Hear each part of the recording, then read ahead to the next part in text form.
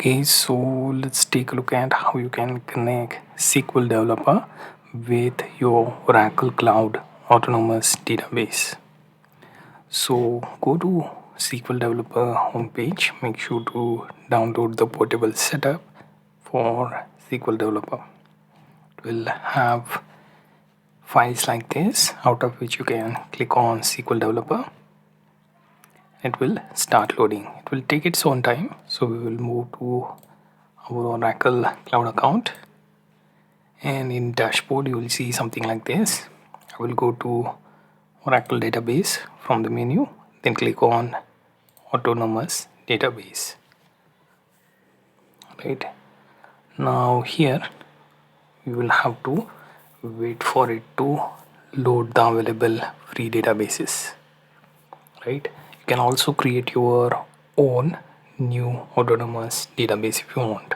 Currently I have one warehouse created, right? So if you are yet to create anything, simply click on create autonomous database, then provide the basic information like compartment, which will be selected by default for you.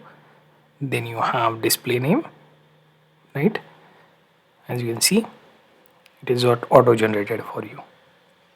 Then you have database name, display name, just like that, both of them showing the same values, right? Because they are auto generated. So change them to something you can remember. Change your workload type to data warehouse or Apex or JSON or even transaction processing. So when you want to create just a database and want to use that database for multiple applications, just choose data warehouse, or maybe if you are creating an application, then simply use Apex. So both these options would be good for you, right? Once you do that, there is also option to choose standard deployment type. Here the deployment type is either shared or dedicated, so you have to choose one of from them. So shared is something you can choose if you are on free credits. Then you have like configure database option, always free is selected. Then my options are reduced to 20 GB storage and 1 CPU along with older version of Oracle database. Then I have admin user already created for me. I will just paste the password. Then we have option for network access. I can use access from anywhere option, right? And then here you see TLS authentication is by default selected, and I have no option other than following that. Then license is also included, so no option to change that because I selected always free. Finally, if you want to get notification on available maintenance and status for your data warehouse, you can use an email address and click add contact, so you will get notifications. Then in standard option you can choose Oracle manage key option. Once all of these things are done, you can click on create autonomous database. That should create your database like this, and if you click on it, it will take you to desired home page.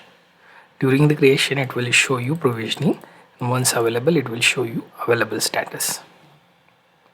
Now here you have two options, database connection and database action, right? So between the two you get to choose which authentication method you want.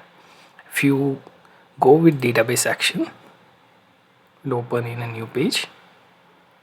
It will let you connect using admin username, and password would be the same password that we use during the creation of that database process.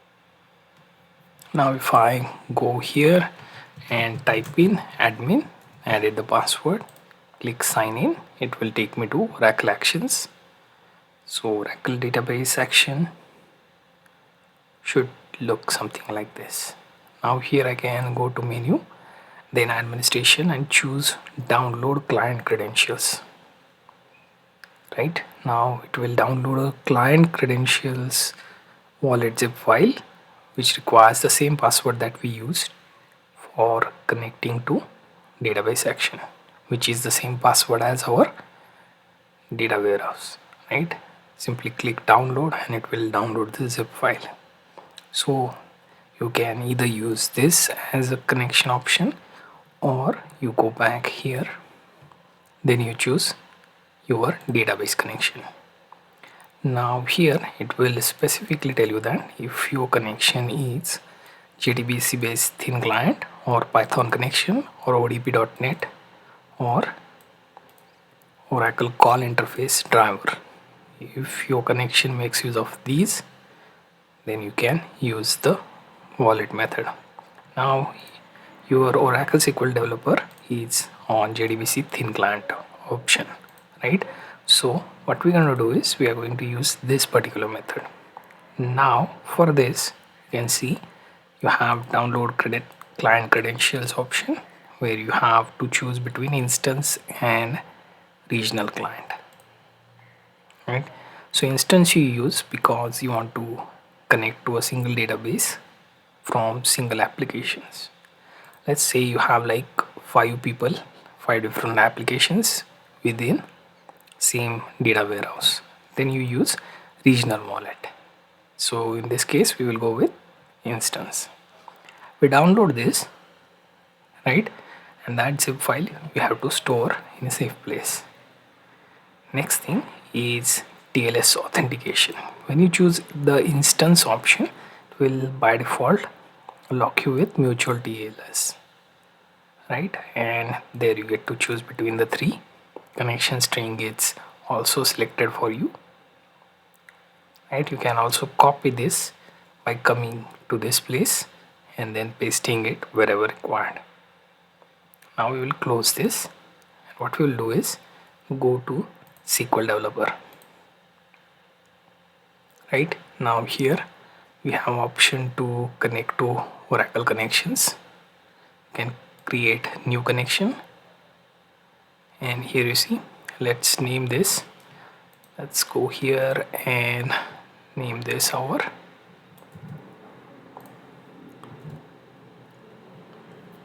data warehouse DevNami. Also I will pick admin as username, then password, then authentication I'm keeping it default, right? Now the connection type I will choose TNS, right? So here as you can see, you have option to select between the two. Also here, let's say if I pick SSH, it will show me this option. Now let's take a look at other options. Custom JDBC, where you have to enter the JDBC URL. Cloud wallet, so we will pick cloud wallet because we downloaded the zip file, right? Now I will just paste the password, right? Then I will also take a look at configuration file, which is the one we downloaded from the option available in database connection here. So you download this instance wallet, and let's say this was a wallet. I will open it. Now it will ask me to choose between the three different TNS options: high, low and medium. So I will pick with low, right? I have added the password, username is admin, and also everything else set up properly. Now I will test the connection.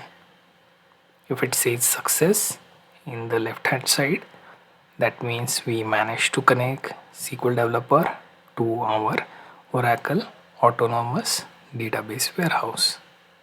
Now let's connect here, right? And let's wait for it to add up that connection here. As you can see, I have connected and it has given me access to the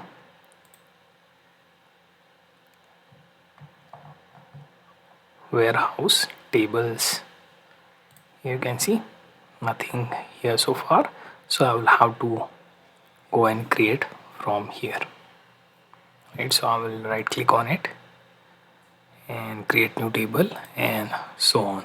So this will follow a particular set of steps from this onwards to create, read, update, delete, all those CRUD operations. So that would be like any other database, be it local or cloud. But we managed to connect to the warehouse database on Oracle Cloud Infrastructure, right? So let's recap kind of overview for this whole process, right? So what we have done, we went to our Oracle Cloud account, then we went to Oracle database, clicked on autonomous database, right? Then next thing we did is create autonomous database. We added required fields, chosen always free. If you are premium user, you can skip that always free option, but apart from that, coming to here, you added the password, selected secure access from anywhere, then added license included, added your contact email for announcement and status, and then created the autonomous database, right? Once this is done, we move to the actual database here. Then to establish the connection with SQL Developer, we managed to click on database connection, downloaded the wallet which is specific to instance wallet, right?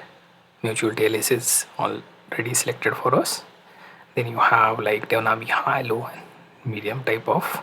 So here the name here is different for you and me based on your database name. So high, low and medium TLS values will be different. Then I close this. Then I came back to Oracle Developer, created new connection where, as you can see, I already connected. So if you want to create new, simply click on new connection. Here I added the warehouse name, then username admin, password, whatever you give, then connection type. Here I selected cloud wallet.